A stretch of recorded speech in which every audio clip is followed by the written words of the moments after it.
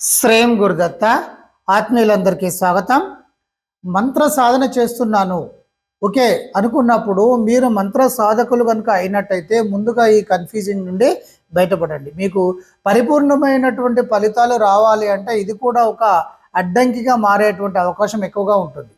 ఏమిటి అంటే, సరే కొంతకాలం మంత్ర సాధన చేస్తూ ఉంటారు, నేను చెప్పినటువంటి మంత్ర సాధన చేస్తున్నాను ఫలితం రావడం లేదు అనేటువంటి దాంట్లో వరుసగా ఒక 6 వీడియోలు ఉంటాయి.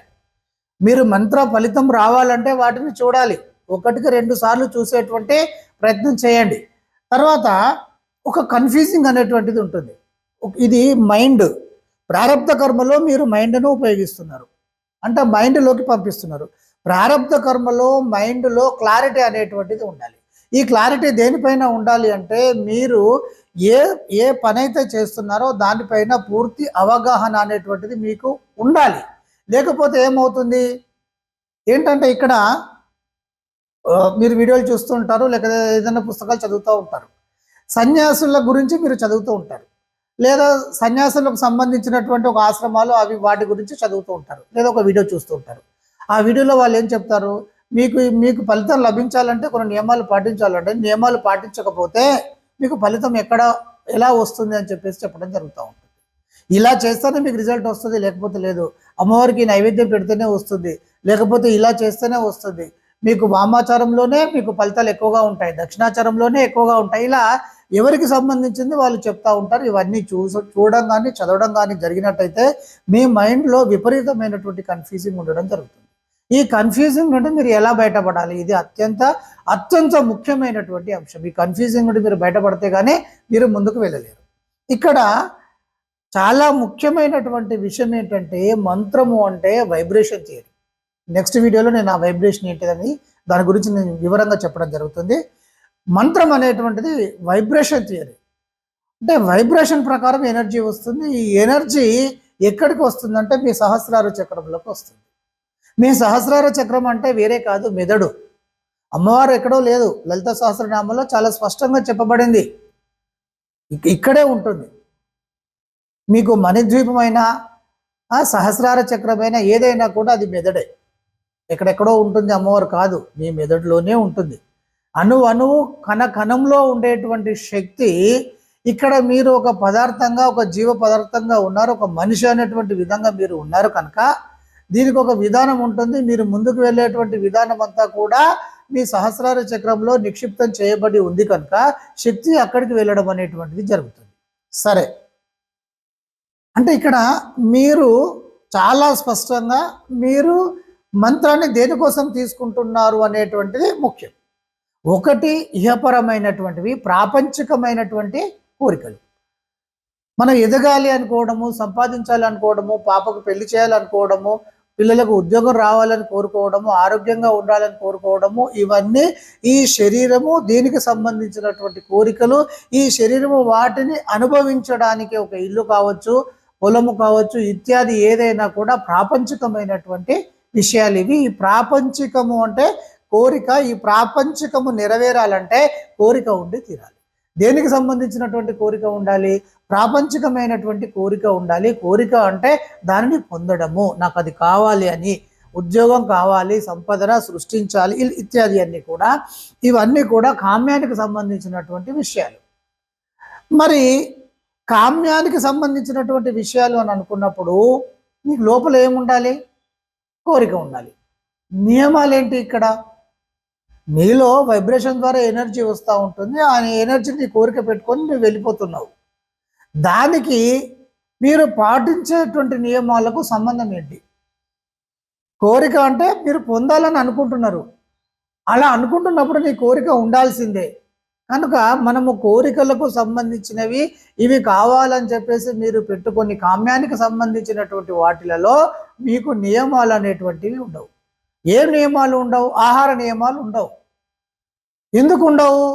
ఆ ఎనర్జీ అనేది కోరిక వైపు తిప్పుతున్నాం కనుక మీకు ఆహార నియమాలు అనేటువంటివి ఉండవు. ఈ ఆహార నియమాలు దేనికి పెట్టుకుంటున్నారు అంటే, ఎవరైనా సరే ఒక 40 రోజులు మండలము, అర్ధ మండలము, పావు మండలము, 11 రోజులు, ఇలా ఏదో కొద్ది రోజులు ఒక మాల వేసుకొని భవానీ మాల వేసుకుంటారు, అయ్యప్ప మాల వేసుకుంటారు, ఇలా ఇత్యాది మాలలు వేసుకుంటారు కనుక ఆ సమయంలో కొంత అంటే ఆ సందర్భంలో కొంత సమయాన్ని మీరు కేటాయిస్తున్నారు కనుక మీరు దానికి నియమాలు అంటే ఆ పీరియడ్లో మీరు నియమాలు పెట్టుకొని మీ మనసు అటు ఇటు చెదరకుండా ఉండడానికి నియమాలు పెట్టుకుంటారు. అంతే తప్ప నియమాలు అనేటువంటివి వాస్తవంగా కామ్య మంత్రాలకు ఉండవు, అకామ్య మంత్రాలకు ఉంటాయి. అకామ్యము అంటే వద్దు, ప్రాపంచికము వద్దు. ప్రాపంచికము వద్దు అనుకున్నప్పుడు మీకు మంత్రంతో సంబంధం కూడా లేదు. ఇది వద్దని అనుకున్నప్పుడు మంత్రంతో సంబంధం లేదు. డాక్టర్ గారు మీకు నాన్ వెజ్ తినొద్దు అని చెప్పారు అనుకుందాం, మీకు ఏదో ప్రాబ్లం వచ్చేసింది, నాన్ వెజ్ తినకండి, ఏదో కిడ్నీ ప్రాబ్లమ్స్ వచ్చినాయి అందుకని ఎక్కువగా మీరు నాన్ వెజ్ తినకండి, ఏదో ఆ ప్రాబ్లం రీత్యా కొన్ని డిసీజెస్కు నాన్ వెజ్ ఎక్కువగా తినకూడదని చెప్పేసి ఉంటాయి, అలా చెప్పారు అనుకుందాం. ఇది మీరు మంత్రానికి దీనికి సంబంధం లేదు, మీరు వద్దు అనుకున్నారు, లేకపోతే ఈ జీవహింస చేయడం ఎందుకు వద్దు అని మీరు అనుకున్నారు, స్టాప్ చేయాలనుకున్నారు, దానికి మంత్రానికి సంబంధం లేదు. ఇక్కడ దేనికి సంబంధం, మీరు వద్దు అనుకున్నారు కనుక మీరు దాని జోలికి వెళ్ళకుండా ఉంటారు. అంటే ఇక్కడ వద్దు అనేటువంటి ఏమిటి, మీరు సన్యాసం తీసుకున్నారు, భగవంతుడే కావాలి అని అనుకున్నప్పుడు సన్యాసం తీసుకుంటే ఇక ఈ ప్రాపంచికం వద్దు, దైవత్వం కావాలి. దైవత్వం కావాలి అనుకున్నప్పుడు ఇవన్నీ వదిలేయాలి.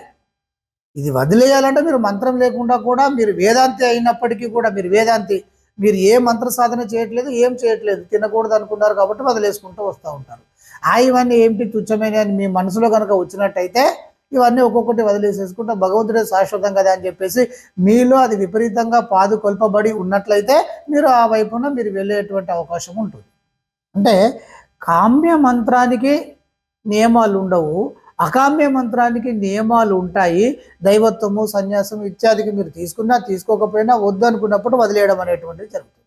కావాలి అనుకున్నప్పుడు, ఇప్పుడు మీరు డబ్బు కావాలని అనుకుంటున్నారు, మీ మైండ్లో ఏముండాలి, డబ్బుకు సంబంధించినటువంటి అంశం ఉండాలి, డబ్బును సంపాదించేటువంటి మార్గాలను మీరు అన్వేషిస్తూ ఉండాలి, మీరు ముందుకు వెళ్తూ ఉండాలి, సమయాన్ని కేటాయిస్తూ ఉండాలి, మీరు మంత్రం చేసుకుంటూనే ఇవన్నీ చేయాలి.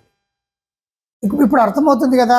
కామ్యము పట్టుకున్నప్పుడు మీకు ఎలాంటి నియమాలు నిష్టలు ఉండవు, ఇది గుర్తుపెట్టుకోండి. మీకు ఇంకా వివరంగా దీని గురించి చెప్పాలంటే మినిమం 1 గంట ఉంటుంది. మనము 10 నిమిషాలు 12 నిమిషాలు అవుతున్నాయి అంటేనే గురుగారు 2 నిమిషాలు ఎక్కువ అవుతున్నాయి అని చెప్పేసి ఆ సిగ్నల్స్ వస్తూ ఉంటాయి సైగల ద్వారా. అంటే మనము ఎక్కువగా సబ్జెక్టును ఈ వీడియోల ద్వారా పూర్తిగా పరిపూర్ణంగా ఇవ్వలేము, కొంతవరకు మాత్రమే ఆ 10 మినిట్స్ ఆ సిస్టమ్ అంతే. ఇక 10 మినిట్స్ దాటిందంటే మీరు కూడా చూడడం కష్టమైతే ఉంటుంది కదా, ఇంకో పక్క వీడియో చూడాల్సిన అవసరం ఏర్పడుతూ ఉంటుంది, ఇంకొకటి ఏదో తమ్మునీళ్ళు వస్తూ ఉంటుంది. సరే, అదంతా సైకలాజికల్ అంశము, అది పక్కన పెట్టినట్టయితే మీకు ఈ కన్ఫ్యూజింగ్ నుండి బయటికి వెళ్తేనే మీరు ముందుకు వెళ్తారు.